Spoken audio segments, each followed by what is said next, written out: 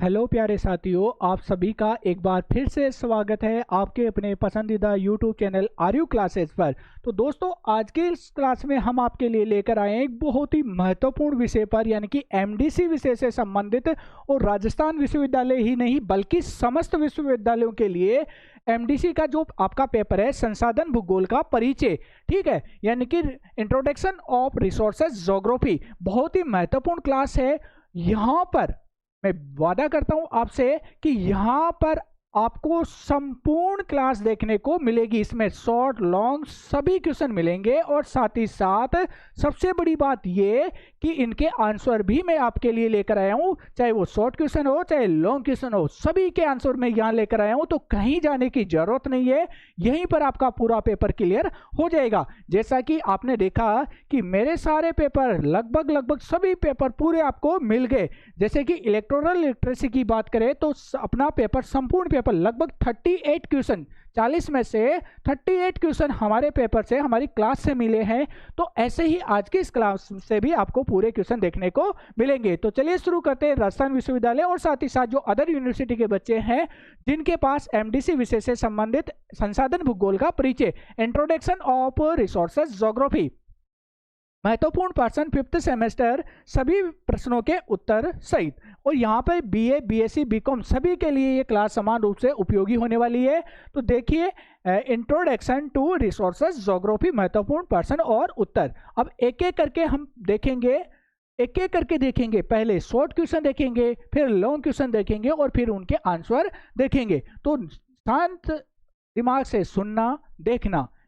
आपको double speed में चलाने की आवश्यकता नहीं है, क्योंकि ये लगभग 1.5 घंटे की क्लास होने वाली है जिसमें आपके संपूर्ण पेपर की तैयारी हो जाएगी। तो चलिए शुरू करते हैं। Unit first, resources geography. इसमें छोटे पर्सन शॉर्ट क्वेश्चन हमने लिए हैं, तो शॉर्ट क्वेश्चन को हम देखते हैं एक एक करके। संसाधन भूगोल क्या है? सबसे पहले अपने पास क्वेश्चन आता है, संसाधन भूगोल क्या है। संसाधन भूगोल का अर्थ आपको देखना है। संसाधन भूगोल क्या है, यहां पर आपको बताना है कि संसाधन भूगोल कहते किसे हैं। इनका आंसर मैं लाइन टू लाइन लिखवाऊंगा, आपको बिल्कुल लिखा हुआ मिलेगा, सेम कॉपी आपको करनी है। तो कुछ भी नहीं करना है, सिर्फ सुनना है और देखना है। संसाधन भूगोल क्या है? संसाधनों, क्वेश्चन नंबर 2, संसाधनों की परिभाषा दीजिए। संसाधन की परिभाषा आपको देनी है कि संसाधन होते क्या है। हम एक्सप्लेन करेंगे एक एक चीज को। क्यों? क्योंकि मेरा तो ज्योग्राफी विषय है, तो यहां आपको निश्चिंत होकर बैठना है, क्योंकि प्रत्येक बिंदु को मैं डीपली अच्छे से क्लियर करवाऊंगा। मेरा मेजर सब्जेक्ट है ये। नेक्स्ट हम बात करें, संसाधनों के 2 मुख्य प्रकार कौन कौन से हैं। तो ये तीसरा क्वेश्चन था। बात करें चौथे क्वेश्चन की, तो चौथा क्वेश्चन है, नवीनीकरण संसाधन क्या है। नवीनीकरण योग्य संसाधन क्या होते हैं। क्वेश्चन नंबर 5 देखें तो अनवीकरण संसाधन क्या होते हैं। क्वेश्चन नंबर 6, जिमरमैन का संसाधन वर्गीकरण क्या है। जिमरमैन ने जो संसाधनों का वर्गीकरण दिया था वो बताना है, सिर्फ नाम लिखना है आपको, ठीक है। यहां पर आपको देखो गलती नहीं करनी है, ध्यान से सुनना, डबल स्पीड में मत चलाना। नेक्स्ट है, संसाधन भूगोल का विषय क्षेत्र क्या है।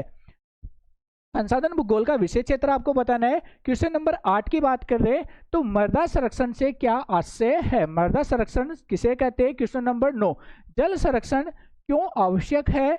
और क्वेश्चन नंबर 10, सतत विकास क्या है। सतत विकास किसे कहते हैं। तो ये यूनिट फर्स्ट से संबंधित शॉर्ट क्वेश्चन थे।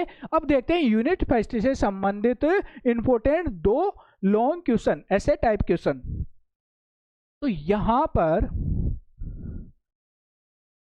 निबंधात्मक पर्सन यानी कि लॉन्ग क्वेश्चन। तो पहला क्वेश्चन है, संसाधन भूगोल की प्रकृति, विषय क्षेत्र और महत्व का वर्णन कीजिए। लॉन्ग क्वेश्चन आपको देखने को मिलेगा, संसाधन भूगोल की प्रकृति, विषय क्षेत्र और इसके महत्व का वर्णन कीजिए। इसके अथवा की बात करें तो अथवा में जो क्वेश्चन आपको देखने को मिलेगा वो रहेगा, संसाधनों का वर्गीकरण तथा जल और मृदा संरक्षण के उपायों की व्याख्या कीजिए। संसाधनों का वर्गीकरण चार्ट देना है और साथ ही साथ जल और मृदा संरक्षण के उपाय आपको बताने होंगे। तो ये थे यूनिट फर्स्ट से संबंधित लॉन्ग क्वेश्चन। अब बात करते हैं यूनिट सेकंड के शॉर्ट क्वेश्चन की।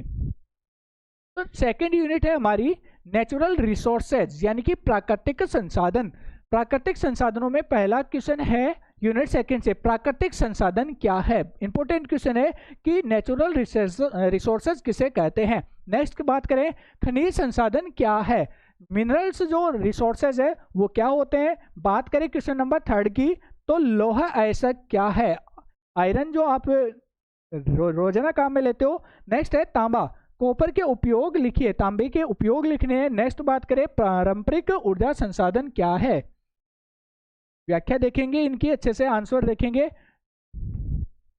नेक्स्ट हम बात करें, कोयला क्यों महत्वपूर्ण ऊर्जा स्रोत है।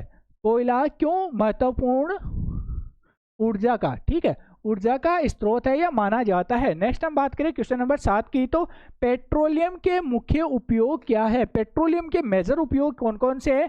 बात करें क्वेश्चन नंबर 8 की, तो क्वेश्चन नंबर 8 है, अपारंपरिक ऊर्जा संसाधन क्या है या किसे कहते हैं। अपारंपरिक ऊर्जा के संसाधन कौन से हैं, इसकी डेफिनेशन आपको देनी है और साथ साथ एक एग्जाम्पल भी देना है। नेक्स्ट हम बात करें, सौर ऊर्जा के लाभ लिखिए। सौर ऊर्जा के कौन कौन से लाभ हैं, तो ये शॉर्ट क्वेश्चन है, तो यहाँ पे आपको लगभग 4 लाभ आपको लिखने हैं। क्लियर। नेक्स्ट हम बात करें, पवन ऊर्जा कैसे प्राप्त की जाती है। पवन ऊर्जा को हम कैसे प्राप्त करते हैं, हवा से कैसे बिजली बनाई जाती है, वो प्रोसेस आपको बतानी है शॉर्ट में। अब बात करते हैं इसके यूनिट सेकंड के लॉन्ग क्वेश्चन की, ठीक है। लॉन्ग क्वेश्चन की बात करें तो पहला यूनिट फर्स्ट से पहला क्वेश्चन हो गया और अभी यूनिट सेकंड से, ठीक है, ये यूनिट सेकंड ही चल रही है अपनी, ठीक है। यूनिट सेकंड से इंपॉर्टेंट क्वेश्चन है, खनिज किसे कहते हैं। पहला क्वेश्चन हो गया इसमें, खनिज किसे कहते हैं, और साथ ही साथ लौह अयस्क के उत्पादन का विस्तार से वर्णन कीजिए। खनिज किसे कहते हैं और खनिजों में जो लौह अयस्क है, लौह अयस्क का जो उत्पादन है और उसका जो वितरण है, डिस्ट्रीब्यूशन है, उसके बारे में आपको बताना है। तो मेजर रूप से आपको शॉर्ट में देना है विश्व के संदर्भ में, ठीक है, और जो मतलब शॉर्ट में देना है विश्व के संदर्भ में, और जो मेजर रूप से आपको आंसर लिखना है वो भारत के संदर्भ में आंसर इसका देना है। क्लियर। नेक्स्ट हम बात करें, उपयोग के आधार पर संसाधनों का वर्गीकरण करते हुए विस्तार से समझाइए। उपयोग के आधार पर संसाधनों को कितने भागों में बांटा गया है और उन उपभागों को विस्तार से आपको समझाना है। तो ये थे यूनिट सेकंड से संबंधित शॉर्ट और लॉन्ग क्वेश्चन। अब बात करते हैं यूनिट थर्ड की। यूनिट थर्ड की ह्यूमन रिसोर्सेज यानी कि मानव संसाधन। मैं फिर बोल रहा हूं कि धैर्य बनाए रखिए, सभी के आंसर में लेकर आया हूं। इस क्लास में आपको टोटली कुछ भी इसके अलावा और नहीं पढ़ने की जरूरत। पहला क्वेश्चन है यूनिट थर्ड से, मानव संसाधन क्या है अथवा मानव संसाधन किसे कहते हैं। क्वेश्चन नंबर 2 की बात करें तो जनसंख्या वृद्धि क्या है, जनसंख्या वृद्धि से आपका क्या तात्पर्य है। क्वेश्चन नंबर 3 की बात करें, जनसंख्या घनत्व का अर्थ क्या है या किसे कहते हैं, जनसंख्या घनत्व किसे कहते हैं। क्वेश्चन नंबर 4, जनसंख्या वितरण को प्रभावित करने वाले 2 कारक लिखिए। ध्यान से देखना, यहाँ पे 2 कारक है जनसंख्या वितरण को प्रभावित करने वाले 2 प्रमुख कारक, जिसमें हम अलग अलग देखेंगे। नेक्स्ट हम बात करें क्वेश्चन नंबर 5, जनसंख्या असमानता क्या है। जनसंख्या असमानता से आप क्या समझते हो, छापने की भी जरूरत नहीं है, आपको तो सिर्फ सुनने की जरूरत है। नेक्स्ट हम बात करें, जनसंख्या और संसाधन का संबंध क्या है। जनसंख्या और संसाधनों के मध्य जो रिलेशनशिप है उसके बारे में आपको बताना होगा। नेक्स्ट हम बात करें क्वेश्चन नंबर 7 की, तो जनसंख्या विस्फोट क्या है। जनसंख्या विस्फोट किसे कहते हैं, ऐसे नहीं कि जनसंख्या में विस्फोट हो गया, वो विस्फोट नहीं, जनसंख्या की तीव्र वृद्धि, ठीक है, समझ रहे हो तीव्र वृद्धि। हाँ, यहाँ तो बड़ा मजा आ रहा है आपको। नेक्स्ट हम बात करें क्वेश्चन नंबर 8, जनसंख्या वृद्धि के 2 कारण लिखिए। जनसंख्या लगातार बढ़ रही है और ये बढ़ती हुई जनसंख्या देश के लिए, विश्व के लिए, इस पृथ्वी के लिए और पृथ्वी पर पाए जाने वाले सभी संसाधनों के लिए हानिकारक है। आप भी जानते हो इस बात को, लेकिन फिर भी हम नहीं समझ रहे हैं ना। नेक्स्ट हम बात करें क्वेश्चन नंबर 9 की, जनसंख्या वृद्धि से उत्पन्न समस्याएं क्या क्या है। जनसंख्या वृद्धि से कौन कौन सी समस्याएं उत्पन्न हो सकती है या जो उत्पन्न हो रखी है उनके बारे में आपको बताना है। नेक्स्ट हम बात करें, जनसंख्या नियंत्रण के उपाय लिखिए। ये क्वेश्चन आपको बताना है, इसका आंसर आपको बताना है। जनसंख्या नियंत्रण के लिए कोई 2 उपाय, इसका आंसर मैं नहीं बताऊंगा, ठीक है, आपको ही बताना है कमेंट करके। नेक्स्ट हम बात करें, हाँ लग गए है ना कमेंट करने के लिए, इसका तो आंसर आपको आता है सबको। नेक्स्ट हम बात करें लॉन्ग क्वेश्चन की, तो लॉन्ग क्वेश्चन यूनिट थर्ड से है, जनसंख्या वृद्धि, वितरण और घनत्व का विस्तार से वर्णन कीजिए। यानी कि जनसंख्या वृद्धि किसे कहते हैं, जनसंख्या का वितरण क्या होता है या किसे कहते हैं, घनत्व, जो ऑलरेडी आ चुका है। इसके अलावा इनका विस्तार से आपको क्या करना है, उल्लेख करना है, वर्णन करना है। इसके अथवा की बात करें तो यहाँ पर जनसंख्या और संसाधनों के संबंध तथा उनसे उत्पन्न समस्याओं की व्याख्या कीजिए। लगातार बढ़ती हुई जनसंख्या क्या है, समस्या है, तो इन समस्याओं का उल्लेख आपको करना होगा। नेक्स्ट हम बात करें यूनिट फोर्थ यानी कि एग्रीकल्चर रिसोर्सेज यानी कि कृषि संसाधन। अब पहले देखते हैं शॉर्ट क्वेश्चन, फिर देखेंगे लॉन्ग क्वेश्चन। पहला क्वेश्चन है यहाँ पर कृषि संसाधन क्या है, कृषि संसाधन किसे कहते हैं। क्वेश्चन नंबर 2 है चावल उत्पादन के लिए अनुकूल जलवायु क्या है या कौन सी है, कौन सी जलवायु उपयुक्त मानी जाती है। क्वेश्चन नंबर 3 गेहूं की खेती किन क्षेत्रों में होती है या की जाती है। क्वेश्चन नंबर 4 चाय उत्पादन के लिए आवश्यक परिस्थितियां लिखिए। आवश्यक परिस्थितियां यानी कि मेजर जो होती है वो होती है जलवायु, वर्षा, मिट्टी। क्लियर। नेक्स्ट हम बात करें क्वेश्चन नंबर 5 कॉफी कहाँ उगाई जाती है, कॉफी कौन से क्षेत्रों में उगाई जाती है, कौन सी जलवायु प्रदेश में या जलवायु क्षेत्रों में उगाई जाती है। क्वेश्चन नंबर 6 की बात करें तो यहाँ पर है कपास यानी कि कॉटन। नेक्स्ट हम बात करें अब कपास और कॉटन दोनों एक आगे, जैसे कि आमतौर पर ऐसा होता है कि वस्त्रों की बात करें तो बोलते हैं सूती, कॉटन, दोनों को अलग अलग माना जाता है, ठीक है, लेकिन वो एक ही चीज होती है। नेक्स्ट हम बात करें रबर उत्पादन के लिए कौन सी जलवायु चाहिए। रबर उत्पादन के लिए अब आपके दिमाग में आ रहा होगा कि रबर उत्पादन के लिए, हाँ बिल्कुल, रबर किससे प्राप्त होता है, रबर के पेड़ से होता है। अब आपको कमेंट करके बताना है कि रबर की खेती होती है या फिर रबर कृत्रिम रूप से तैयार किया जाता है या फिर दोनों प्रकार से किया जाता है, आपको कमेंट करके बताना है। नेक्स्ट हम बात करें गन्ना किन परिस्थितियों में या जलवायु क्षेत्रों में उगाया जाता है। क्वेश्चन नंबर 9 खाद्य फसलें क्या है। क्वेश्चन नंबर 10 वाणिज्यिक फसलें क्या है, वाणिज्यिक फसलें कौन सी होती है। अब बात कर लेते हैं यूनिट 4 के लॉन्ग क्वेश्चन की और फिर हमारा इम्तिहान चालू होता है इनके आंसर देने का। नेक्स्ट हम बात करें चावल या चाय उत्पादन के लिए आवश्यक भौगोलिक दशाओं का वर्णन कीजिए। अब मैं पहले ही बता देता हूं कि यहाँ पर ये जो यूनिट 4 है इसमें मैं ये पहला वाला क्वेश्चन पूरा क्लियर करवा दूंगा। सेकंड क्वेश्चन में सिर्फ और सिर्फ आपको कुछ चीजें चेंज करनी है, जैसे कि वर्षा कितनी, तो वर्षा इनमें जो है उसमें थोड़ी सी चेंज हो जाएगी, जलवायु चेंज हो जाएगी, श्रम, मृदा, यानी कि सिर्फ और सिर्फ आपको 4 से 5 वर्ड चेंज करने और बाकी सेम आंसर रहेगा। तो देखते हैं अगला क्वेश्चन, कपास या गन्ना उत्पादन के लिए आवश्यक भौगोलिक दशाओं का वर्णन कीजिए या विस्तार से वर्णन कीजिए। तो ये थे यूनिट 4 से संबंधित इंपॉर्टेंट लॉन्ग क्वेश्चन। हमने बात कर ली यूनिट 1 से लेके यूनिट 4 तक शॉर्ट और लॉन्ग क्वेश्चंस की। अब बात कर लेते हैं इनके आंसर की यूनिट बाय यूनिट। क्लियर। अब ध्यान से सुनना, इतनी देर तो आपने कुछ भी कर लिया या डबल स्पीड में चला लिया या ट्रिपल स्पीड में चला लिया, अब धीरे धीरे आराम से सुनना एक एक चीज को। अब हम शुरू करते हैं unit by unit answer, short और लॉन्ग। यूनिट 1 से पहला क्वेश्चन है संसाधन भूगोल क्या है। अब इसका आंसर सुन लीजिए पहले। उत्तर, संसाधन भूगोल की वह शाखा है जिसमें पृथ्वी पर उपलब्ध प्राकृतिक और मानवीय संसाधनों के वितरण, उपयोग और संरक्षण का अध्ययन किया जाता है। तो संसाधन भूगोल क्या है, भूगोल की वह शाखा है या भूगोल की वह विषय है या उपशाखा है जिसमें पृथ्वी के ऊपर उपलब्ध प्राकृतिक और मानवीय संसाधन, जी हाँ, मानव भी क्या है, एक संसाधन है, प्राकृतिक और मानवीय संसाधनों के वितरण, यानी कि टोटल जो संसाधन है वह सर्वत्र एक समान मात्रा में नहीं पाए जाते, अलग अलग क्षेत्रों में अलग अलग मात्रा में पाए जाते हैं, और उनके संरक्षण यानी कि उनको बचाने का अध्ययन किसमें किया जाता है, संसाधन भूगोल में किया जाता है। तो ये हमारा यूनिट 1 का पहला क्वेश्चन क्लियर हो गया।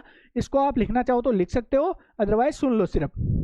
बात करें क्वेश्चन नंबर 2 की, तो संसाधनों की परिभाषा दीजिए। संसाधन किसे कहते हैं, देखिए पहले इसका आंसर सुनिए। प्रकृति या मानव द्वारा उपलब्ध वे सभी साधन जो मानव की आवश्यकताओं की पूर्ति करते हैं संसाधन कहलाते हैं। अगर आपको ये डेफिनेशन समझ में नहीं आई तो कोई बात नहीं, सुनिए।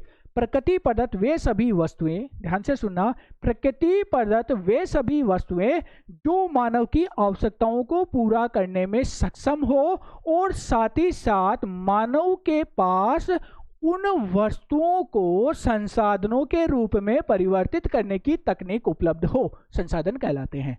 क्लियर। वापस रिपीट कर रहा हूं, प्रकृति प्रदत्त वे सभी वस्तुएं जो मानव की आवश्यकताओं को पूरा करने में सक्षम हो तथा मानव के पास उन्हें संसाधनों के रूप में परिवर्तित करने की तकनीक उपलब्ध हो, संसाधन कहलाते हैं। क्लियर? ऑफलाइन बच्चे तो समझ गए होंगे ना, ये डेफिनेशन मैंने खूब लिखवाई है। नेक्स्ट हम बात करें क्वेश्चन नंबर 3 की। संसाधनों के दो मुख्य प्रकार कौन से हैं? तो संसाधनों के मेजर दो प्रकार कौन से? नवीकरण योग्य संसाधन और अनवीकरण योग्य संसाधन। नवीकरण और अनवीकरण संसाधन। नवीकरण का मतलब यानी कि वे संसाधन जिनका एक बार उपभोग करने के पश्चात पुनः उत्पादन किया जा सकता है, नवीकरण योग्य संसाधन कहलाते हैं। क्लियर? यानी कि एक बार उपयोग कर लिया फिर वापस उसका उत्पादन हम कर सकते हैं। जैसे हम बात करें, बताइए उदाहरण देखिए, पेड़ पौधे काट सकते हैं उनको फिर वापस भी उगा सकते हैं, यानी कि नवीकरण योग्य है। सौर ऊर्जा है, एक बार उपयोग कर लिया वो तो चलती रहती है, समाप्ति नहीं होती। ऐसे बहुत सारे, हवा है, ये कभी समाप्त नहीं होती उपभोग करने के बाद में। अनवीकरण योग्य संसाधन यानी कि ऐसे संसाधन जिनका एक बार उपभोग करने के पश्चात पुनः उत्पादन नहीं किया जा सकता या पुनः उत्पादन करने में हजारों लाखों वर्ष लग जाते हैं, जैसे कि जीवाश्म ईंधन। क्लियर? कोयला। नेक्स्ट हम बात करें क्वेश्चन नंबर 4 की। क्वेश्चन नंबर 4 है, नवीकरण संसाधन क्या होते हैं?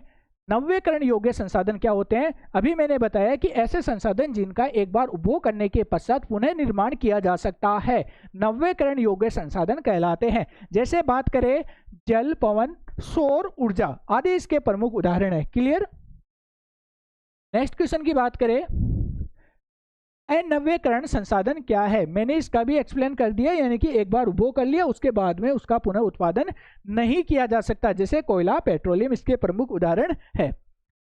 इसलिए मैं बोलता हूं कि पूरी क्लास ध्यान से सुनो ताकि आपकी क्लास में यानी कि जो आप समय दे रहे हो उसको आप व्यर्थ ना गवाओ और आपके अच्छे नंबर बन जाए। नेक्स्ट है जिमरमैन। इंपॉर्टेंट है ये जिमरमैन। संसाधन भूगोल अगर पढ़े और जिमरमैन ना आए, ऐसा हो ही नहीं सकता। और हम पेपर बनाए और पेपर ना मिले, ऐसा भी नहीं हो सकता। क्यों? क्योंकि आपका इतना प्रेम है, इसलिए मैं आपके लिए बहुत ज़्यादा टाइम देता हूं। देखिए जिमरमैन का संसाधन वर्गीकरण क्या है। तो जिमरमैन के अनुसार संसाधन 3 प्रकार के होते हैं। जिमरमैन महोदय क्या बताते हैं कि संसाधन 3 प्रकार के होते हैं। अब कौन कौन से होते हैं देख लेते हैं। प्राकृतिक संसाधन, अब मैं यहीं पर क्लियर कर देता हूं इसको, आगे प्राकृतिक संसाधन भी आएंगे कि प्राकृतिक संसाधन क्या होते हैं। तो प्राकृतिक संसाधन कौन से होते हैं? वे संसाधन जो हमें प्रकृति से प्राप्त होते हैं, प्रकृति से सीधे प्राप्त होते हैं, प्राकृतिक संसाधन कहलाते हैं। जैसे हवा है, पेड़ पौधे हैं, प्राकृतिक जीवाश्म ईंधन है, ये हमें कहाँ से प्राप्त होते हैं? प्रकृति से प्राप्त होते हैं। खनिज संसाधन है, ये भी हमें, और मृदा ये कहाँ से प्राप्त होती है? प्रकृति से प्राप्त होती है। क्लियर? नेक्स्ट है मानव संसाधन, यानी कि ऐसे संसाधन जिनका निर्माण मानव करता है या फिर इसमें मानव भी शामिल है। ठीक है, मानव भी इसमें शामिल है, मानवीय संसाधन कहलाते हैं। नेक्स्ट हम बात करें, थर्ड है सांस्कृतिक संसाधन। सांस्कृतिक संसाधन किससे उत्पन्न होते हैं? मानव से उत्पन्न होते हैं, यानी कि मानव की जो कल्चर वगैरह है उससे संबंधित ये संसाधन माने गए। नेक्स्ट हम बात करें संसाधन भूगोल का विषय क्षेत्र क्या है। संसाधन भूगोल का विषय क्षेत्र इंपॉर्टेंट क्वेश्चन है, तो इसका आंसर देख लेते हैं। इसमें संसाधनों की उत्पत्ति, वितरण, उपयोग, विकास और संरक्षण का अध्ययन किया जाता है। संसाधन भूगोल का विषय क्षेत्र क्या है, यानी कि संसाधन भूगोल में हम पढ़ते क्या है, बात यही है। तो संसाधन भूगोल का अलग से एक विकास हुआ है, अलग विषय के रूप में ये उत्पन्न हुआ है। तो ये क्यों हुआ है, क्यों हुआ है और इसमें हम क्या क्या पढ़ते हैं? तो मेजर रूप से संसाधनों की उत्पत्ति, संसाधनों की उत्पत्ति कैसे होती है, उनका वितरण कौन कौन से क्षेत्रों में पाए जाते हैं। ऐसे तो नहीं कि सोना जैसे कि यहाँ भंडार है, नहीं, अलग अलग क्षेत्रों में इसके अलग अलग भंडार पाए जाते हैं और अलग अलग मात्रा में पाए जाते हैं। इसके अलावा हम बात करें तो इनका उपयोग, संसाधनों का उपयोग किस प्रकार होता है और विकास कैसे होता है, कैसे डेवलप होते हैं, और इनका संरक्षण, इनको कैसे बचाया जा सकता है आदि का अध्ययन करने के लिए या फिर आदि का अध्ययन संसाधन भूगोल का विषय क्षेत्र माना गया है। नेक्स्ट हम बात करें क्वेश्चन नंबर 8 की। तो मृदा संरक्षण से क्या आशय है? मृदा संरक्षण का मतलब क्या होता है? मिट्टी को कटने से और बहने से रोकना ही मृदा संरक्षण कहलाता है। यह मृदा की जो उपजाऊपन है उसको समाप्त होने से रोकना ही मृदा संरक्षण है। और मृदा संरक्षण के लिए मेजर रूप से जो हम कार्य अपनाते हैं या जो विधियां अपनाते हैं उनमें है अधिक से अधिक वृक्षारोपण करना, सिंचाई को नियंत्रित करना, अनियमित जो सिंचाई होती है उसको नियंत्रित करना, अनियमित या जो फिर असंतुलित पशुचारण है उसको रोकना, और इसके अलावा जो ऐसे क्षेत्र है जहाँ पे मृदा का कटाव ज़्यादा होता है उन क्षेत्रों में मेड़ बनाकर या पंक्तियाँ बनाकर सीढ़ी नुमा खेत बनाकर मृदा संरक्षण को बढ़ावा दिया जा सकता है। नेक्स्ट हम बात करें क्वेश्चन नंबर 9, जल संरक्षण क्यों आवश्यक है? जल संरक्षण क्यों आवश्यक है? भविष्य की आवश्यकताओं को पूरा करने के लिए, वर्तमान की आवश्यकताओं को पूरा करने के लिए जल जीवन का आधार है। सब जानते हैं जल क्या है? जीवन का आधार है और इसकी मात्रा सीमित है, सीमित मात्रा में जल पाया जाता है। अब आप बोलोगे कि सर पृथ्वी के 71%, ठीक है, ये जो भाग है 71%, ठीक है, इस पर जल पाया जाता है और 29% भाग पर स्थल पाया जाता है। फिर कैसी समस्या? फिर कैसी समस्या है कि जल सीमित मात्रा में पाया जाता है? बात यह है कि ये कौन सा जल है? कौन सा जल है? लवणीय जल है। शुद्ध पीने योग्य जल अति अल्प मात्रा में है और इसलिए हम इसका संरक्षण करते हैं। क्लियर? और ये भविष्य जल का संरक्षण, भविष्य के लिए जल का संरक्षण करना आवश्यक है। क्वेश्चन नंबर 10 की बात करें तो यहाँ पर है सतत विकास क्या है? ऐसा विकास जो वर्तमान आवश्यकताओं को पूरा करे और भविष्य की पीढ़ियों की आवश्यकताओं को प्रभावित न करे, सतत विकास कहलाता है। यानी कि आपने कक्षा 10 में पढ़ा होगा, अब भूल गए होंगे, कक्षा 10 में आपने पढ़ा होगा एसएसटी विषय में संसाधन, भूगोल की एक छोटी सी किताब चलती थी, उसमें संसाधनों का पहला ही टॉपिक था, तो उसमें था सतत पोषणीय विकास। याद आया कुछ? सतत पोषणीय विकास। और एजेंडा 21 भी पढ़ा होगा आपने, पढ़ा है तो बताना जरूर। देखिए सतत विकास क्या होता है? यानी कि ऐसा विकास जो वर्तमान की आवश्यकताओं को पूरा करे। ध्यान से सुनना, सतत विकास क्या होता है? ऐसा विकास जो वर्तमान की आवश्यकताओं को पूरा करे तथा भविष्य की आवश्यकताओं की अवहेलना ना करे। ऐसा नहीं कि अरे अपन तो जी रहे ना, अपने तो अच्छे से जी लो, जो है वो कर लो, बाहर में जाए आने वाली पीढ़ियां, ऐसा नहीं सोचना चाहिए। तो सतत विकास क्या है? यानी कि अपनी जो आवश्यकताएं, वर्तमान की आवश्यकताएं, उनको तो पूरा करो, लेकिन भविष्य की जो आवश्यकताएं होती है उनको आप नजरअंदाज नहीं कर सकते। तो भविष्य की आवश्यकताओं को भी आपको ध्यान में रखना है और भविष्य की आवश्यकताओं को ध्यान में रखते हुए जो विकास किया जाता है उसे ही सतत विकास कहा जाता है। क्लियर? नेक्स्ट हम बात करें यूनिट सेकंड की। अब ये मत सोचना कि लॉन्ग क्वेश्चन नहीं लेके आया, आंसर लेके आया हूं। ये शॉर्ट क्वेश्चन होने के बाद में हम unit by unit long question के आंसर भी देखेंगे। पहले देख लेते हैं शॉर्ट क्वेश्चन, ऐसे बीच में लॉन्ग आ जाएंगे तो आप थोड़ा सा बोर हो जाओगे, ठीक है। पहले शॉर्ट देख लेते हैं। यूनिट सेकंड है नेचुरल रिसोर्सेज। इसमें पहला क्वेश्चन है प्राकृतिक संसाधन क्या है? वे संसाधन जो हमें प्रकृति से प्राप्त होते हैं, जैसे ये जल, खनिज प्राकृतिक संसाधन के उदाहरण कहलाते हैं। क्लियर? वे संसाधन जो हमें प्रकृति से प्राप्त होते हैं, संसाधन प्राकृतिक संसाधन या नेचुरल रिसोर्सेज कहलाते हैं, जैसे कि वाटर। नेक्स्ट हम बात करें क्वेश्चन नंबर 2, खनिज संसाधन क्या होते हैं? यानी कि भूमि के अंदर पाए जाते हैं और भूमि के अंदर से हम क्या करते हैं? विभिन्न खनन प्रक्रिया के द्वारा विभिन्न खनिजों को प्राप्त करते हैं। या यूं कह सकते हैं कि खनिज, देखिए खनिज के लिए मैं अलग से आपको एक डेफिनेशन और बता देता हूं।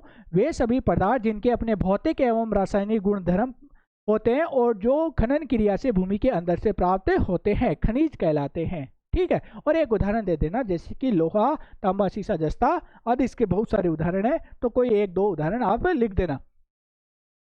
नेक्स्ट है लोहा ऐसक क्या है? तो लोहा ऐसक वह खनिज है जिससे लोहा प्राप्त होता है। लोहा ऐसक क्या होता है? यानी कि जब हम खनन क्रिया से खान से खनन क्रिया के माध्यम से कच्चा लोहा निकालते हैं, फिर तो उससे यानी कि जो कच्चा लोहा मिलता है, अशुद्ध लोहा मिलता है, यानी कि बहुत सारे खनिजों का मिश्रण पाया जाता है, तो उसे हम क्या कहेंगे? लोहा ऐसक कहते हैं। क्लियर?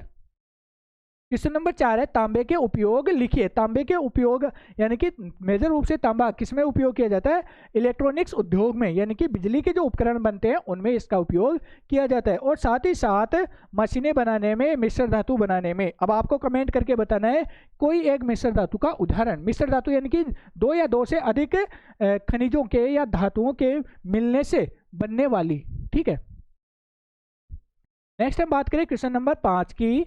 तो यहाँ पर 5 नंबर है पारंपरिक ऊर्जा संसाधन क्या है? यानी कि ऐसे पारंपरिक यानी कि ऐसे संसाधन जो परंपरा से या बहुत पहले से चले आ रहे पारंपरिक ऊर्जा संसाधन कहलाते हैं, जैसे कोयला और पेट्रोलियम इसके अच्छे उदाहरण हैं। नेक्स्ट हम बात करें कोयला क्यों महत्वपूर्ण है? क्योंकि कोयले से क्या बनती है? बिजली बनती है, और कोयला ऊर्जा का एक प्रमुख स्रोत है। ध्यान रखना, विश्व में सबसे ज्यादा अगर ऊर्जा का उपयोग या ऊर्जा का उत्पादन होता है तो वो कोयले से होता है। भारत जैसे देश में तो बहुत ज्यादा कोयले से ही उत्पादन किया जाता है बिजली का। नेक्स्ट हम बात करें क्वेश्चन नंबर 7 की, पेट्रोलियम के उपयोग। पेट्रोलियम का उपयोग क्या होता है? ईंधन के रूप में होता है, प्लास्टिक निर्माण में होता है, रासायनिक उद्योग में होता है। तो पेट्रोलियम के उपयोग तो आपको भी आते हैं। नेक्स्ट हम बात करें अपारंपरिक ऊर्जा संसाधन क्या है? अपारंपरिक यानी कि ऐसे संसाधन जिनका उपयोग हाल ही के वर्षों में या हाल ही के समय में शुरू किया गया है, क्या कहलाते हैं? अपारंपरिक ऊर्जा संसाधन कहलाते हैं। जैसे सौर ऊर्जा, पवन ऊर्जा, यानी कि ये थे तो पहले भी, लेकिन इनसे ऊर्जा का उत्पादन, बिजली का उत्पादन हाल ही के कुछ वर्षों में हुआ है। और बात करें इसमें सौर ऊर्जा की, तो सौर ऊर्जा के क्षेत्र में भारत धीरे धीरे अग्रणी देशों की श्रेणी में आ रहा है, क्योंकि यहाँ पे जनसंख्या ज्यादा है। और दूसरी बात, यहाँ पर भारत की जो लोकेशन है, विश्व मानचित्र में जो लोकेशन है, वो एक अच्छी पोजीशन में, जहाँ पर सूर्य की किरणें अधिक समय तक प्राप्त होती है, इसलिए भारत क्या है, सौर ऊर्जा का एक प्रमुख स्रोत माना जाता है। नेक्स्ट हम बात करें सौर ऊर्जा के लाभ। सौर ऊर्जा के लाभ क्या है? एक तो इससे प्रदूषण नहीं होता है, इसका पुनर्निर्माण किया जा सकता है, और ये असीमित स्रोत है, लगातार कितना ही उपयोग कर लो इससे विद्युत का उत्पादन होता रहता है। नेक्स्ट हम बात करें क्वेश्चन नंबर 10, पवन ऊर्जा कैसे प्राप्त होती है? तो हवा की गति से, हवा चलती है तो उसकी गति से जो टरबाइन बने हुए होते हैं, उन टरबाइन के पंखे घूमते हैं, और पंखे घूमने से अंदर टरबाइन घूमेगा, और टरबाइन से बिजली उत्पन्न होती है। क्लियर? क्वेश्चन नंबर 10 हो चुके। अब बात करते हैं यूनिट 3 की। तो यूनिट 3 है ह्यूमन रिसोर्सेज। देखिए मानव संसाधन क्या है, यहाँ पर आंसर देखिए इसका, मानव की शारीरिक क्षमता, ज्ञान, कौशल और कार्य करने की उपयोगिता को मानव संसाधन कहा जाता है, जो आर्थिक और सामाजिक विकास में योगदान देता है। मानव की शारीरिक क्षमता, ठीक है, ज्ञान, कौशल और कार्य करने की योग्यता मानव संसाधन कहलाती है। अब ऐसे मत बोलना कि सर हमारी तो ये खोपड़ी काम ही नहीं करती, करती है लेकिन आप यूज नहीं करते। आलतू फालतू चीजों में तो खूब करता होगा बेटा, करता है ना? हाँ, तो आपका जो दिमाग है ना, अगर इसका आप सही उपयोग कर लो, बहुत दिमाग है आप में, अगर सही दिमाग का उपयोग कर लो आप सही तरीके से, तो आप आने वाला जो एग्जाम है उसको अच्छे से फाड़ के आ जाओगे। फाड़ने का मतलब बहुत अच्छे से करके आ जाओगे, क्योंकि आप में कैपेसिटी है इतनी। कौशल और कार्य करने की योग्यता को ही मानव संसाधन कहा जाता है। क्लियर?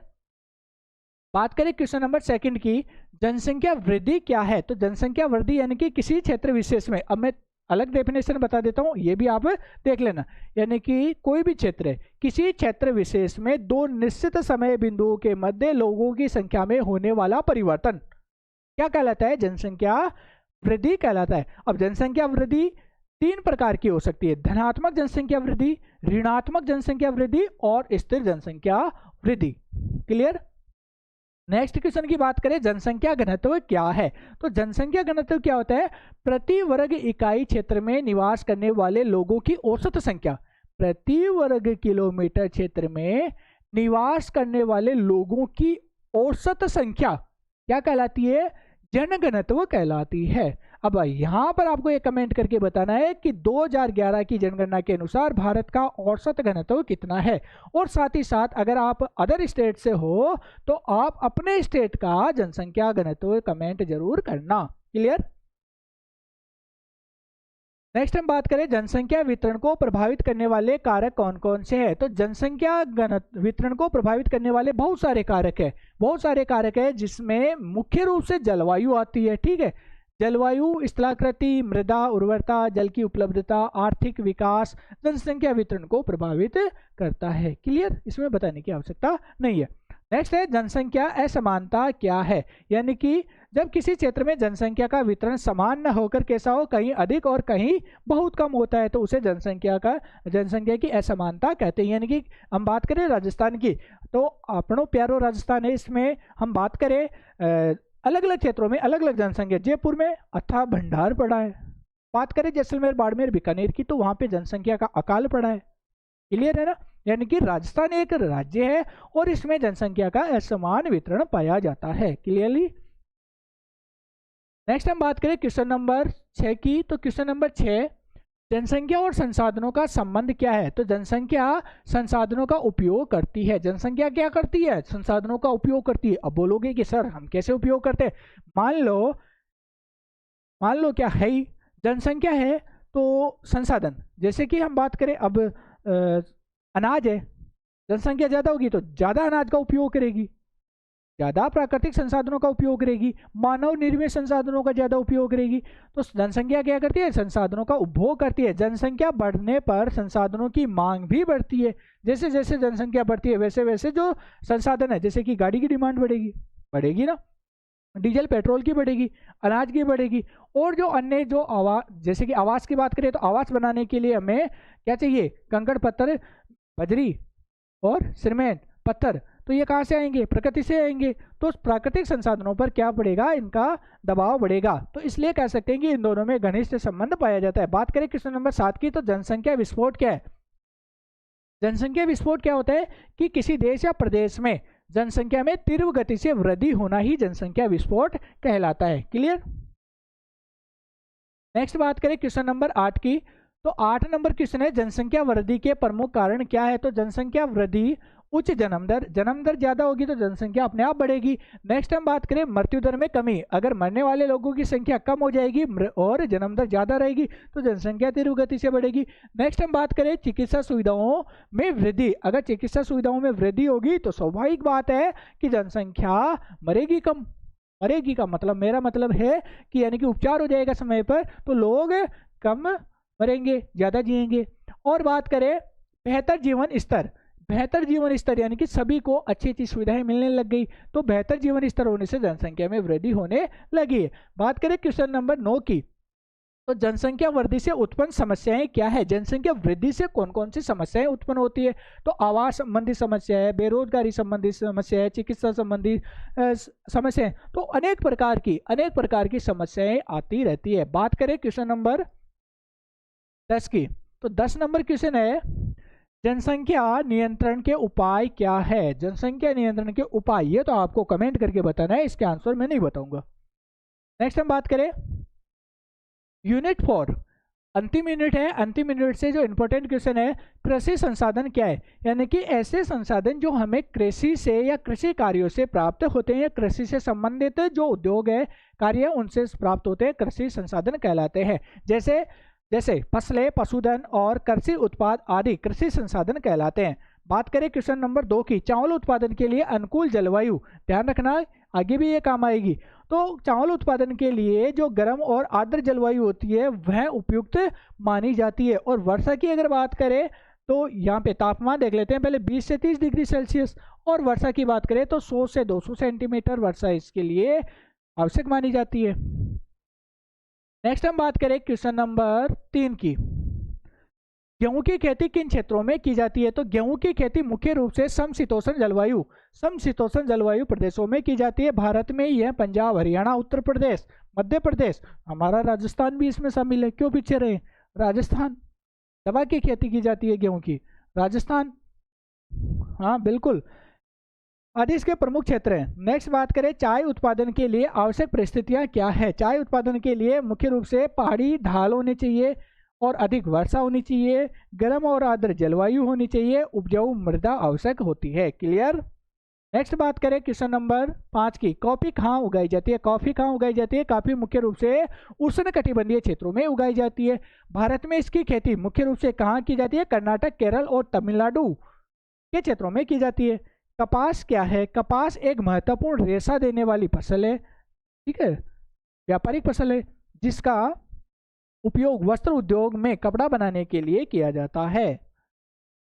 नेक्स्ट हम बात करें क्वेश्चन नंबर 7, रबर उत्पादन के लिए कौन सी जलवायु आवश्यक है? तो रबर उत्पादन के लिए गर्म आर्द्र उष्णकटिबंधीय जलवायु तथा अधिक वर्षा आवश्यक होती है। रबर का पेड़ होता है और रबर के पेड़ से जैसे कि यहाँ पे खरोच किया जाता है और फिर यहाँ पर कोई बर्तन वगैरह लगा दिया जाता है, फिर रबर से एक तरल चिपचिपा पदार्थ निकलता है जो उस बर्तन में इकट्ठा होता रहता है, फिर उसको इकट्ठा कर लिया जाता है, फिर एक प्रोसेस से उससे रबर तैयार कर लिया जाता है। नेक्स्ट हम बात करें गन्ना किन परिस्थितियों में, जलवायु परिस्थितियों में उगाया जाता है? तो गन्ने के लिए गर्म जलवायु, पर्याप्त वर्षा व सिंचाई और उपजाऊ मिट्टी की आवश्यकता होती है। यहाँ पे आपको कमेंट करके बताना है कि गन्ना उत्पादन के लिए जो सबसे उपयुक्त या प्रयुक्त मृदा मानी जाती है वो कौन सी है? कमेंट करके जरूर बता दीजिए। नेक्स्ट हम बात करें खाद्य फसलें क्या है? ऐसी फसलें जो मानव के भोजन के लिए काम में ली जाती है, जैसे कि बात करें चावल है, गेहूं है, जौ है और साथ में यहाँ पे आपको बताना है कि और कौन सी फसलें। नेक्स्ट हम बात करें वाणिज्यिक फसलें क्या है? ऐसी फसलें जो व्यापार के उद्देश्य से उगाई जाती है, ठीक है, इनको नकदी फसल के नाम से भी जाना जाता है, जैसे कपास, गन्ना, रबर आदि। नेक्स्ट हम बात करें यूनिट फर्स्ट से लॉन्ग क्वेश्चन, ठीक है, मैंने वादा किया था आपसे कि इस लॉन्ग क्वेश्चन के आंसर भी लेकर आऊंगा, तो लेके आ गया। यूनिट फर्स्ट से लॉन्ग क्वेश्चन है संसाधन भूगोल की प्रकृति, विषय क्षेत्र और महत्व लिखिए। उत्तर देखिए, संसाधन भूगोल भूगोल की एक महत्वपूर्ण शाखा है। बिल्कुल सही बात है कि भूगोल की एक महत्वपूर्ण शाखा है जिसमें पृथ्वी पर उपलब्ध प्राकृतिक और मानवीय संसाधनों का अध्ययन किया जाता है।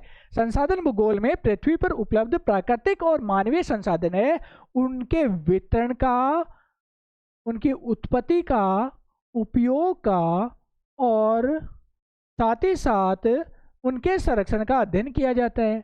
बात करें इसमें आगे, संसाधन वे सभी साधन हैं जो मानव की आवश्यकताओं की पूर्ति करते हैं। मैंने पहले बता दिया कि संसाधन क्या होते हैं, वे सभी वस्तुएं जो मानव की आवश्यकताओं को पूरा करने में सक्षम होती है, जिनके जीवन स्तर और उसके जीवन स्तर को सुधारने में सहायता करते हैं। कौन? संसाधन। किसके जीवन स्तर में? मानव के जीवन स्तर को सुधारने में सहायता देते हैं। संसाधन भूगोल की प्रकृति व्यवहारिक और उपयोगितावादी है। संसाधन भूगोल की प्रकृति कैसी है? व्यवहारिक है और उपयोगितावादी है, क्योंकि इसका संबंध सीधे मानव जीवन और विकास से होता है। संसाधन भूगोल की प्रकृति कैसी है? व्यवहारवादी और उपयोगितावादी है।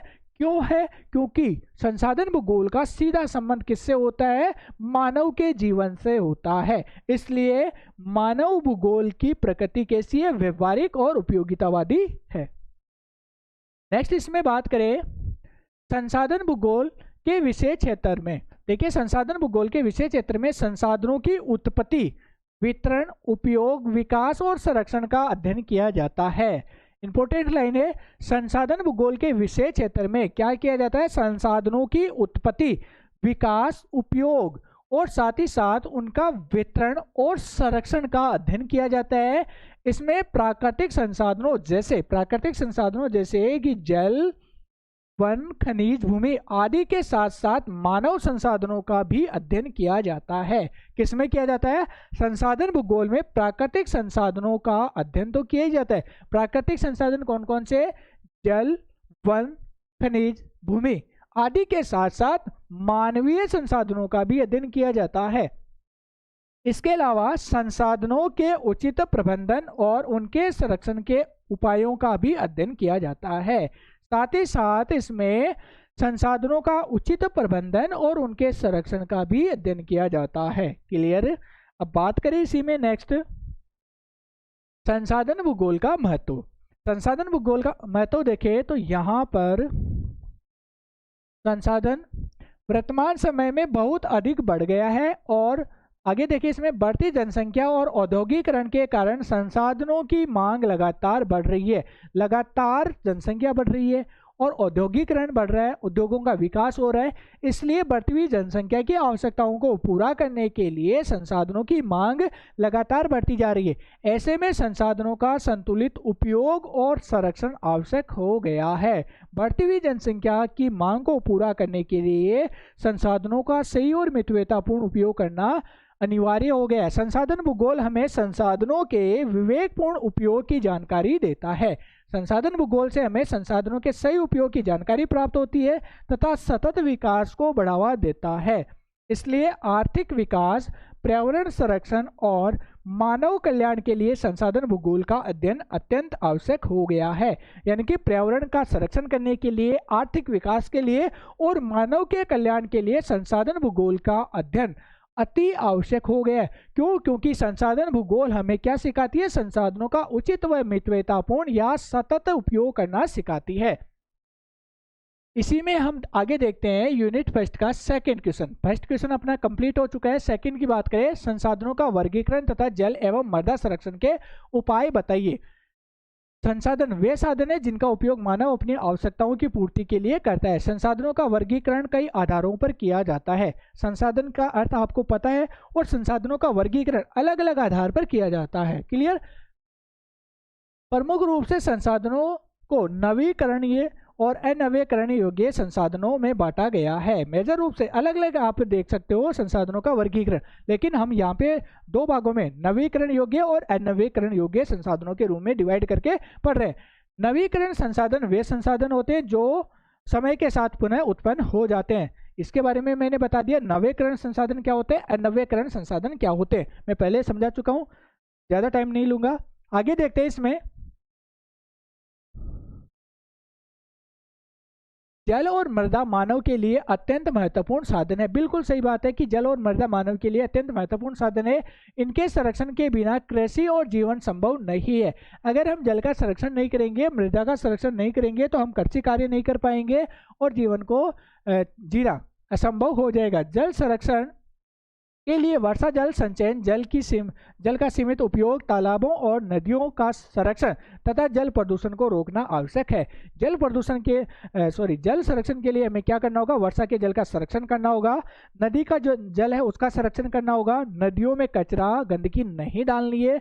नदियों के पानी को साफ स्वच्छ बनाए रखना होगा, और तालाब आदि का जल है उसमें प्रदूषण रोकना होगा। नेक्स्ट हम बात करें मृदा संरक्षण के लिए वृक्षारोपण, कंटूर खेती, टेरेस खेती तथा फसल चक्र अपनाना महत्वपूर्ण उपाय है। यानी कि मृदा को समाप्त होने से, या मृदा की जो गुणवत्ता उपयोगिता है, उपजाऊपन है, उसको समाप्त होने से रोकने के लिए हमें क्या करना होगा? वृक्षारोपण, टेरेस खेती, फसल चक्रण और भी जो महत्वपूर्ण उपाय है मृदा का हमें क्या करना होगा? उपचार करना होगा। साथ ही मृदा कटाव को रोकने से भूमि की उर्वरता बनी रहती है और कृषि उत्पादन में वृद्धि होती है। तो ये हो गया मृदा संरक्षण से संबंधित हमारा महत्वपूर्ण बिंदु। इसी में आगे देखते हैं, इस प्रकार जल और मृदा संरक्षण के माध्यम से संसाधनों का संतुलित उपयोग किया जा सकता है और भविष्य की पीढ़ियों के लिए इसका संरक्षण किया जा सकता है। अब इसमें मैंने डायरेक्ट बताया, आप डायग्राम बना सकते हो। कैसे? पहले ऊपर लिखना है संसाधनों का वर्गीकरण। ठीक है, सबसे पहले आपको क्या लिखना है? संसाधनों का अर्थ बताने के बाद में यहाँ बीच में आपको लिखना है संसाधनों का, एक सेकंड बेटा, संसाधनों का वर्गीकरण लिखना है आपको। फिर इसे दो भागों में डिवाइड करना है, नवीकरण योग्य संसाधन और अनवीकरण योग्य संसाधन। फिर नवीकरण का अर्थ बताना है, फिर अनवीकरण योग्य संसाधनों का अर्थ बताना है, फिर आगे की डिटेल्स आपको देनी है। बात करते हैं यूनिट सेकंड से। खनिज किसे कहते हैं? लौह ऐसा के उत्पादन का वितरण विस्तार से वर्णन कीजिए। देखिए, सबसे पहले हम देखते हैं कि खनिज क्या है। खनिज का अर्थ आपको बताना है। खनिज क्या होते हैं? प्रकृति प्रदत्त वे सभी वस्तुएं जिनके अपने भौतिक एवं रासायनिक गुण धर्म होते हैं, जिन्हें हम पृथ्वी या भूगर्भ से खनन क्रिया से प्राप्त करते हैं, खनिज कहलाते हैं, जो मानव विकास के लिए महत्वपूर्ण है या महत्वपूर्ण भूमिका निभाते हैं। इसके बाद में हम देखते हैं खनिजों को मुख्य रूप से दो भागों में बांटा गया या बांटा जा सकता है। पहला है धात्विक खनिज और अधात्विक खनिज। अब धात्विक खनिज आपको नीचे अलग लाइन में लिखना है, धात्विक खनिज, फिर लिखना है अधात्विक खनिज। अब धात्विक खनिज क्या होता है? वे खनिज जिनमें धातु का अंश पाया जाता है, धात्विक खनिज कहलाते हैं। जैसे हम बात करें लोहा, चांदी, सोना। क्लियर?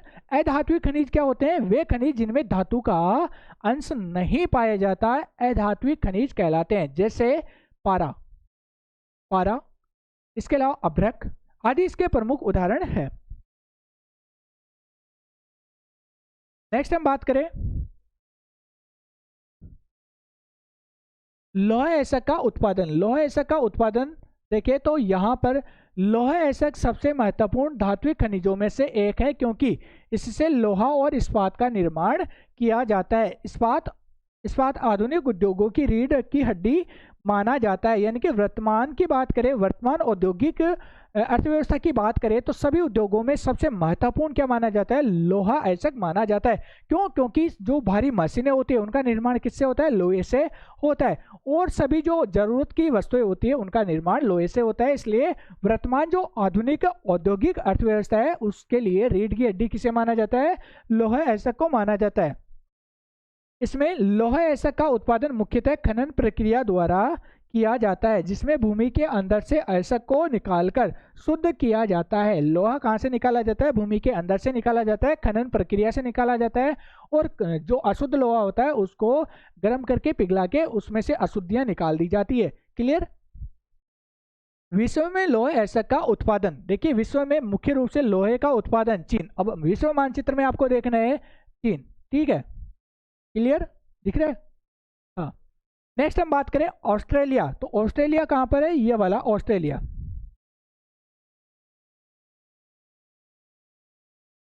नेक्स्ट हम बात करें ब्राजील, तो आपको कमेंट करके बताना है कि ब्राजील कहां पर है। क्लियर? नेक्स्ट है भारत और रूस, भारत आपको पता ही है ये रहा, और रूस चाइना से जस्ट ऊपर, ये इधर रूस, ठीक है? नेक्स्ट हम बात करें ब्राजील, लौह ऐसक के सबसे बड़े निर्यातक देश है। निर्यातक, अब निर्यात क्या होता है? आयात क्या होता है? आयात, आयात, निर्यात, समझ गए? नेक्स्ट हम बात करें भारत के संदर्भ में, भारत में लौह ऐसक के प्रमुख उत्पादक राज्य जिसमें ओडिशा, झारखंड, छत्तीसगढ़, कर्नाटक और गोवा। गोवा में एक पतन है, नाम लिखना है, और गोवा में घटिया क्वालिटी का लोहा निकाला जाता है और यहाँ से उत्पादित जो लोहा है उसका 100% यानी कि संपूर्ण लोहा निर्यात कर दिया जाता है। अब यहाँ पे आपको कमेंट करके बताना है कि गोवा के किस बंदरगाह से और किस देश को लोहे ऐसक का निर्यात किया जाता है। नेक्स्ट है ओडिशा, हो गया। ओडिशा भारत का सबसे बड़ा लोह ऐसक उत्पादक राज्य है। भारत में मुख्य रूप से हेमेटाइट, अब यहाँ पर लोह ऐसक की 4 किस्में पाई जाती है। 4 किस्में कौन कौन सी है वो आपको कमेंट करके बतानी है। हेमेटाइट और मैग्नेटाइट, दो तो यहाँ पर हो गई, 2 बची हुई आपको बतानी है। प्रकार के लोह ऐसक पाए जाते हैं। नेक्स्ट बात करें, लोह ऐसक का उपयोग मुख्य रूप से इस्पात उद्योग, मशीन निर्माण, रेलवे, भवन निर्माण और परिवहन साधनों के निर्माण में किया जाता है। इसलिए यह आर्थिक विकास और औद्योगिक प्रगति के लिए अत्यंत महत्वपूर्ण खनिज माना जाता है। नेक्स्ट हम बात करें यूनिट सेकंड से दूसरा क्वेश्चन, उपयोग के आधार पर संसाधनों का वर्गीकरण करते हुए विस्तार से समझाइए। तो जल्दी जल्दी देख लेते हैं। संसाधन वे साधन है जिनका उपयोग मानव अपनी आवश्यकताओं की पूर्ति के लिए करता है। उपयोग के आधार पर संसाधन मुख्य रूप से कितने भागों में बांटे गए? 3 भागों में वर्गीकृत किया गया है। जैसे संभावित संसाधन, संभावित जितनी संभावना है। विकसित संसाधन जिनका विकास किया जा चुका है। भंडार, स्टॉक संसाधन यानी कि ऐसे संसाधन जो उपलब्ध है लेकिन अभी उसका उपयोग नहीं किया जा रहा, यानी कि संचित भंडार है लेकिन उनका उपयोग नहीं किया जा रहा है। ठीक है, आगे देखते हैं इसमें संभावित संसाधन। अब संभावित संसाधन यानी कि जिनकी संभावना है। संभावित संसाधन वे होते हैं जो किसी क्षेत्र में उपलब्ध होते हैं लेकिन उनका अभी तक पूर्ण रूप से उपयोग नहीं किया गया है। इन संसाधनों का उपयोग भविष्य में तकनीकी विकास और आवश्यकता के अनुसार किया जा सकता है। उदाहरण के लिए राजस्थान और गुजरात में सौर ऊर्जा तथा पवन ऊर्जा के बहुत अधिक संभावनाएं हैं जिनका पूरा उपयोग अभी नहीं हुआ है। बिल्कुल सही बात है, यानी कि संभावना है जिनका हम भविष्य में उपयोग कर सकते हैं। नेक्स्ट है विकसित संसाधन, डेवलप रिसोर्सेज। विकसित संसाधन वे संसाधन होते हैं जिनका सर्वेक्षण किया जा चुका है और जिनका उपयोग वर्तमान समय में किया जा रहा है। इसके भंडार, गुणवत्ता और उपयोग के बारे में पर्याप्त जानकारी होती है, जैसे कोयला, पेट्रोलियम, लोहा ऐसक आदि इसके उदाहरण है। यानी कि ऐसे संसाधन जिनकी हम खोज कर चुके हैं और उनका उपयोग प्रारंभ कर चुके हैं और हमें यह भी पता है कि कौन सी क्वालिटी का है और कितनी मात्रा में, जैसे लोहा ऐसक, पेट्रोलियम आदि इसके प्रमुख उदाहरण है। बात करें थर्ड की, भंडार संसाधन। स्टॉक रिसोर्सेज, भंडार संसाधन वे होते हैं जो प्रकृति में मौजूद तो होते हैं लेकिन वर्तमान तकनीकी या आर्थिक कारणों से इनका उपयोग संभव नहीं होता। यानी कि प्रकृति में मौजूद होते हैं लेकिन तकनीकी और आर्थिक कमी के कारण, यानी कि पैसे की कमी के कारण उनका उपयोग संभव नहीं हो पाता है। उदाहरण के लिए अगर बात करें, समुद्र के पानी में हाइड्रोजन और ऑक्सीजन प्रचुर मात्रा में पाए जाते हैं लेकिन इनका ऊर्जा के रूप में उपयोग अभी सीमित है। ये तीसरा प्रकार हो गया। अब बात करते हैं समरी की। इस प्रकार उपयोग के आधार पर संसाधनों का वर्गीकरण हमें संसाधनों के उचित प्रबंधन और भविष्य की योजनाओं को समझने में सहायता करता है या सहायता प्रदान करता है। क्लियर?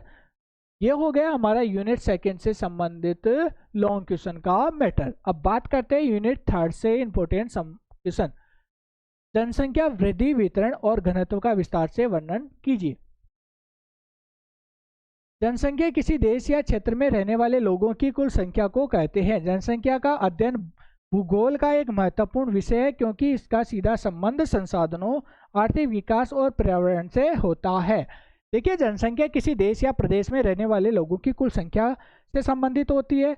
और जनसंख्या का अध्ययन करना क्यों महत्वपूर्ण होता है? क्योंकि जनसंख्या की हमें जानकारी होगी तो सरकार क्या करती है, जनसंख्या के अनुपात में ही जो नीतियां होती है उनको लागू करती है। मान लीजिए एक क्षेत्र में जनसंख्या 1 लाख है और वहां पर सरकार बहुत सारे कॉलेज, यूनिवर्सिटी, इसके अलावा सड़कें, रेल, हवाई अड्डे बना रही है। और एक क्षेत्र ऐसा है जहाँ पे जनसंख्या 1 करोड़ है लेकिन उन क्षेत्रों में सरकार कम सड़कें, इसके अलावा स्कूल्स, कॉलेजेस, बहुत सारे ऐसे इन संसाधनों का विस्तार कम करती है या सुविधाओं का विस्तार कम कर पाती है, तो असंतुलन की स्थिति उत्पन्न हो जाएगी। तो जनसंख्या का अगर हमें नॉलेज है कि कौन से क्षेत्र में कितनी जनसंख्या है तो उसी के आधार पर सरकार क्या करती है, नीतियों का निर्धारण करती है, विकास कार्यों को लागू करती है। नेक्स्ट इसमें देखते हैं जनसंख्या वृद्धि। जनसंख्या वृद्धि क्या होती है? जनसंख्या वृद्धि क्या होती है? किसी क्षेत्र, किसी देश या प्रदेश में दो निश्चित समय बिंदुओं के मध्य लोगों की संख्या में होने वाली वृद्धि क्या कहलाती है? या होने वाला परिवर्तन। वृद्धि नहीं, होने वाला परिवर्तन जनसंख्या वृद्धि कहलाता है। ये आप लिख लेना, ठीक है। नेक्स्ट हम बात करें, इससे क्या होता है, जनसंख्या वृद्धि से बहुत सारी समस्याएं उत्पन्न होती है। आवास से संबंधी है, फिर पेयजल संबंधी है, चिकित्सा संबंधी है, परिवहन संबंधी, यानी कि बहुत सारी समस्याएं उत्पन्न होती है, वो भी आपको शामिल करना है। जनसंख्या वितरण। अब जनसंख्या वितरण क्या होता है? किसी देश या प्रदेश की जो कुल जनसंख्या होती है वह कितने अनुपात में या किस अनुपात में कौन कौन से क्षेत्रों में वितरित होती है, उसे जनसंख्या का वितरण कहते हैं। और मेजर रूप से अगर बात करें, जनसंख्या का वितरण विश्व में समान नहीं पाया जाता है। विश्व के सभी क्षेत्रों में जनसंख्या का असमान वितरण देखने को मिलता है।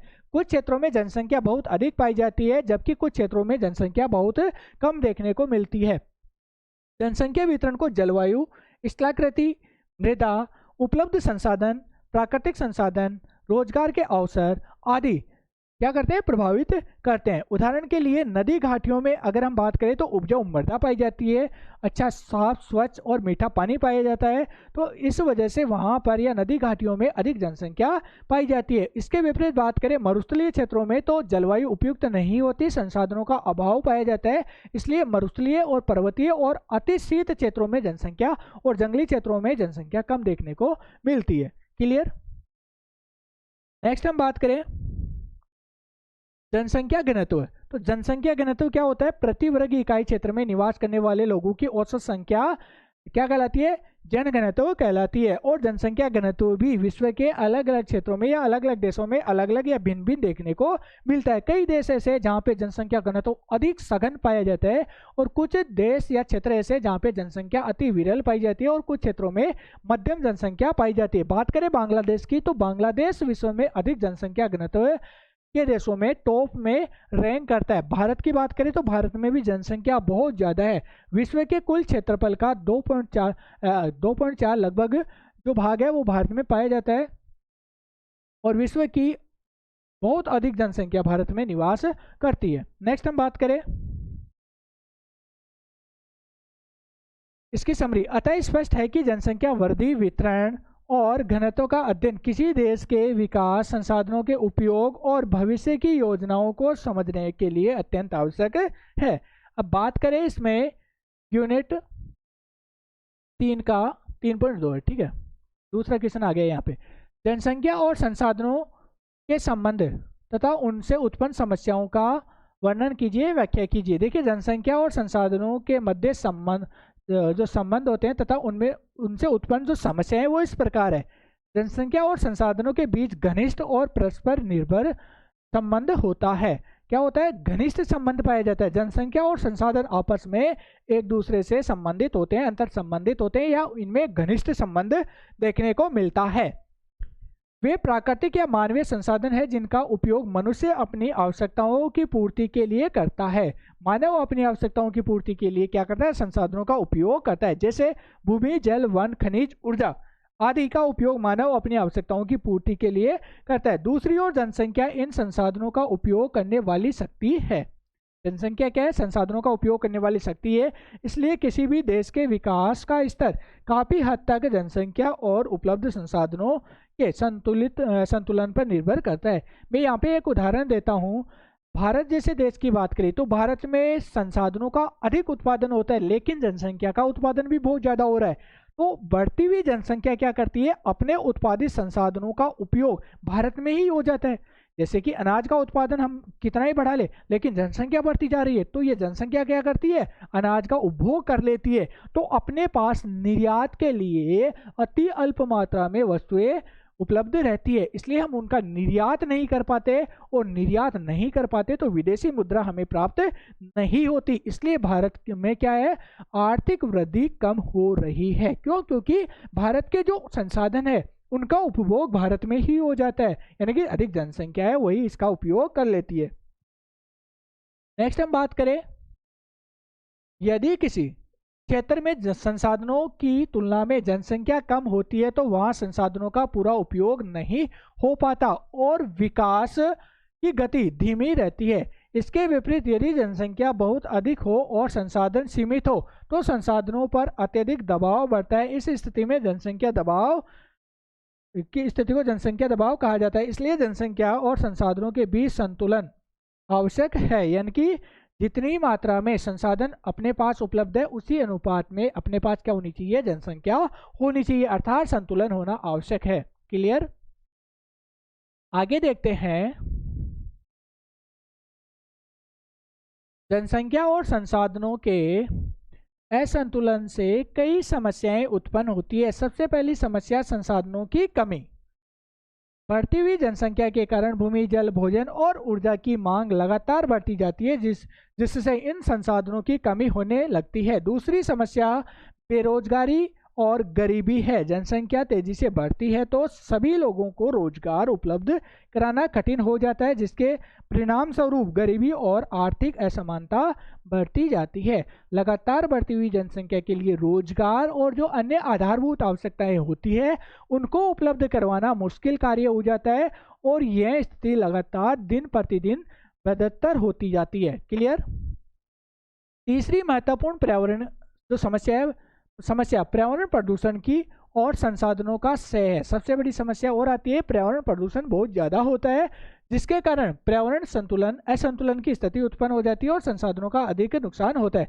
अधिक जनसंख्या के कारण वनों की कटाई, बढ़ती हुई जनसंख्या के लिए ईंधन की पूर्ति के लिए और आवास निर्माण के लिए, सड़कों के निर्माण के लिए वनों की कटाई की जाती है। जल प्रदूषित होता जाता है, वायु प्रदूषण की समस्या बढ़ जाती है, भूमि का अत्यधिक उपयोग बढ़ जाता है, जिससे प्राकृतिक संतुलन बिगड़ जाता है और पर्यावरणीय संकट उत्पन्न होता है। क्लियर? अब बात करते हैं इसकी समरी की। अतः स्पष्ट है कि जनसंख्या और संसाधनों के बीच संतुलन बनाए रखना अत्यंत आवश्यक है। समरी के रूप में कह सकते हैं कि जनसंख्या और संसाधनों के बीच संतुलन बनाए रखना अति आवश्यक है। बात करें आगे, इसके लिए जनसंख्या नियंत्रण, संसाधनों का समुचित उपयोग तथा सतत विकास की नीतियों को लागू करना या अपनाना जरूरी है, ताकि वर्तमान और भविष्य की पीढ़ियों की आवश्यकताओं की पूर्ति हो सके। यानी कि बढ़ती हुई जनसंख्या को नियंत्रित करना और संसाधनों का सही और समुचित उपयोग करना अति आवश्यक है, ताकि वर्तमान विकास और भविष्य की जो आने वाली पीढ़ियां हैं उनके लिए भी संसाधनों का संरक्षण किया जा सके। तो ये थे थर्ड यूनिट से संबंधित इंपॉर्टेंट क्वेश्चन। नेक्स्ट हम बात करें क्वेश्चन नंबर 4, चावल उत्पादन के लिए आवश्यक भौगोलिक दशाओं का वर्णन कीजिए। चौथा क्वेश्चन है, तो इसमें मैं बता देता हूँ आपको एक एक करके। आपको क्या करना है, चावल विश्व की प्रमुख खाद्यान्न फसल है और विशेष रूप से एशिया के देशों में इसका अधिक उत्पादन होता है। चावल की खेती के लिए कुछ विशेष भौगोलिक दशाओं का होना आवश्यक है, जिनमें जलवायु, मिट्टी, साथ ही साथ यहाँ पे वर्षा को भी ऐड करना है। वर्षा, स्थलाकृति, जल और श्रम आदि इसके प्रमुख तत्व है। यानी कि विश्व में अधिकांश जनसंख्या का मुख्य खाद्यान्न भोजन क्या है, चावल और गेहूं। ठीक है, चावल मेजर रूप से अधिक जनसंख्या वाले देशों में, और अधिक जनसंख्या वाले अगर टॉप 10 देशों की बात करें तो उनमें से 6 देश ऐसे हैं जो एशिया महाद्वीप में स्थित है। 6 देश एशिया महाद्वीप में स्थित है।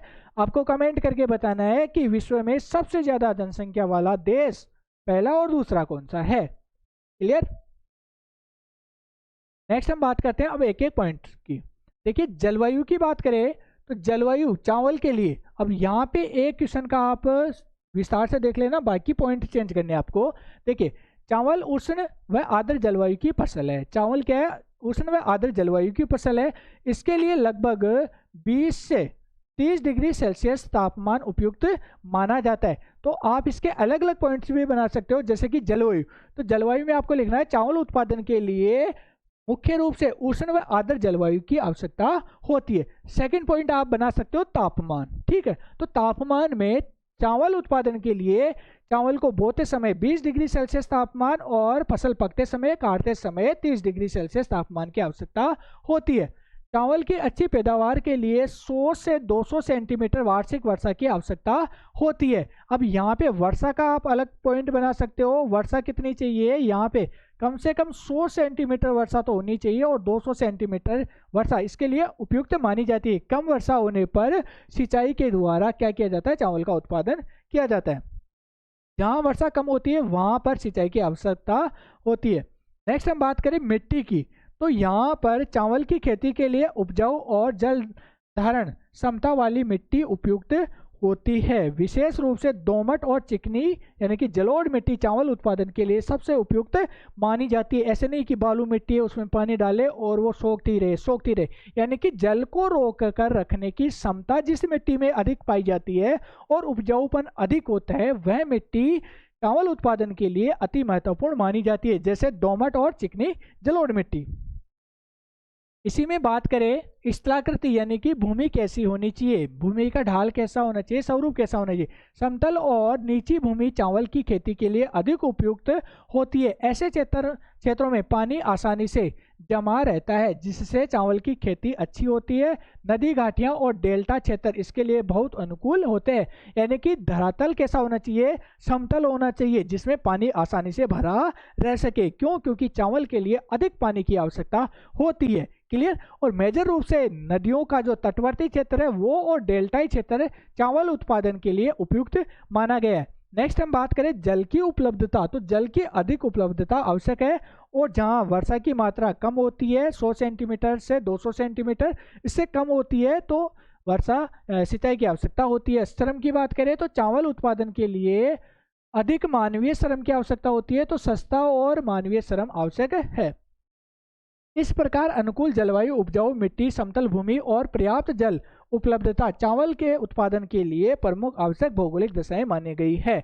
अब बात करते हैं क्वेश्चन नंबर 4.2 यानी कि यूनिट सेकंड का, अथवा गेहूं उत्पादन के लिए आवश्यक भौगोलिक दशाओं का वर्णन कीजिए। तो जल्दी जल्दी देख लेते हैं। गेहूं विश्व की प्रमुख खाद्यान्न फसलों में से एक है और यह विशेष रूप से समशीतोष्ण क्षेत्रों में उगाई जाती है। मैंने बताया है कि विश्व की अधिकांश जनसंख्या का मुख्य खाद्यान्न कौन सा है, चावल और गेहूं, और गेहूं समशीतोष्ण जलवायु वाले क्षेत्रों में अधिक उगाया जाता है।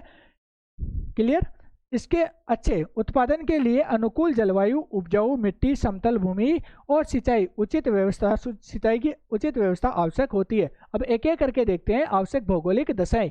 सबसे पहले बात करें जलवायु की, तो यहाँ पर जलवायु, गेहूं ठंडी और शुष्क जलवायु की फसल है।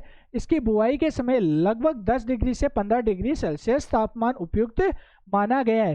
गेहूं की फसल को बोते समय 10 डिग्री से 15 डिग्री सेल्सियस, जबकि पकते समय 20 डिग्री सेल्सियस से 25 डिग्री सेल्सियस तापमान आदर्श माना गया है।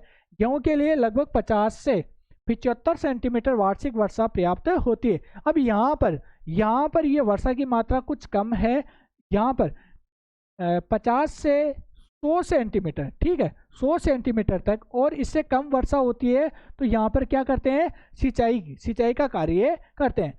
बात करें मिट्टी की, तो मिट्टी अच्छी मिट्टी, उपजाऊ मिट्टी होनी चाहिए। जलोढ़ मिट्टी सबसे उपयुक्त मानी गई है। साथ ही साथ दोमट मिट्टी में भी इसका उत्पादन होता है। काली मिट्टी में भी गेहूं का उत्पादन किया जाता है। नदी घाटियां इसके लिए उपयुक्त मानी गई है। नेक्स्ट बात करें स्थलाकृति, तो स्थलाकृति गेहूं की खेती के लिए समतल और उपजाऊ जो क्षेत्र होते हैं वो उपयुक्त माने गए हैं ताकि मशीनों का उचित उपयोग किया जा सके। सिंचाई की बात करें तो कम वर्षा वाले क्षेत्रों में सिंचाई आवश्यक होती है। नेक्स्ट हम बात करें श्रम और तकनीकी, तो गेहूं की खेती की क्या है कि मानवीय श्रम की भी आवश्यकता होती है, तो सस्ते श्रम की आवश्यकता है और वर्तमान में औद्योगिकरण के कारण मशीनों का उपयोग बढ़ गया है तो मशीनों की अधिकता भी इसमें आवश्यक मानी गई है। इस प्रकार उपयुक्त जलवायु, उपजाऊ मिट्टी, समतल भूमि तथा उचित सिंचाई की व्यवस्था गेहूं फसल या गेहूं की फसल के उत्पादन के लिए आवश्यक भौगोलिक दशाएं मानी गई है। तो ये थे हमारे इंपॉर्टेंट क्वेश्चन और उनके आंसर। तो मैंने आपके लिए इतनी मेहनत की, तो प्लीज़ आपसे एक रिक्वेस्ट है, इस वीडियो को लाइक कर देना, चैनल को सब्सक्राइब जरूर कर लेना और साथ ही साथ अपने कॉलेज के ग्रुप में और इंस्टा ग्रुप, व्हाट्सअप या फिर आपके टेलीग्राम चैनल है, इंस्टा चैनल है, सभी पर प्लीज़ इसका लिंक शेयर कर देना और अपने साथियों के साथ ज़रूर शेयर करना क्योंकि उनको भी इस पेपर से हेल्प मिल जाए। तो फिलहाल आज के वीडियो में इतना ही, मिलते हैं अगली क्लास में एक नए टॉपिक के साथ। और आप कमेंट करके भी बता देना कि आपको और कौन से विषय से संबंधित पेपर चाहिए। हमने हिस्ट्री, ज्योग्राफी, पॉलिटिकल, हिंदी, साहित्य सभी के पेपर अपलोड कर दिए हैं तो आप जाकर ज़रूर देख लेना। तो आज के वीडियो में फिलहाल इतना ही, मिलते हैं अगली क्लास में एक नए टॉपिक के साथ। तब तक के लिए take care, good bye, thank you.